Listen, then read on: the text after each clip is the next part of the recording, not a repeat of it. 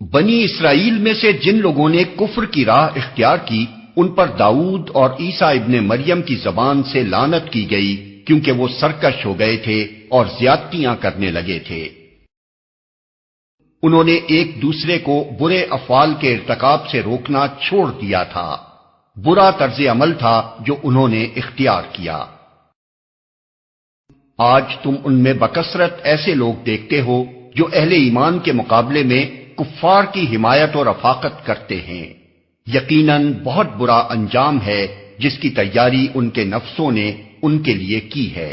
اللہ ان پر غضبناک ہو گیا ہے اور وہ دائمی عذاب میں مبتلا ہونے والے ہیں۔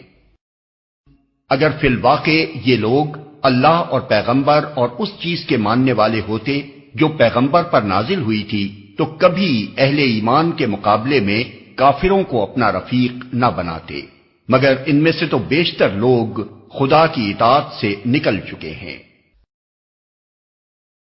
تم اہل ایمان کی عداوت میں سب سے زیادہ سخت یہود اور مشرکین کو پاؤ گے، اور ایمان لانے والوں کے لیے دوستی میں قریب تر ان لوگوں کو پاؤ گے جنہوں نے کہا تھا کہ ہم نصارا ہیں۔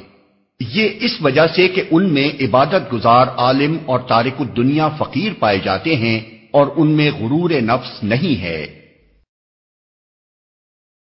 جب وہ اس کلام کو سنتے ہیں جو رسول پر اترا ہے تو تم دیکھتے ہو کہ حق شناسی کے اثر سے ان کی آنکھیں آنسوؤں سے تر ہو جاتی ہیں۔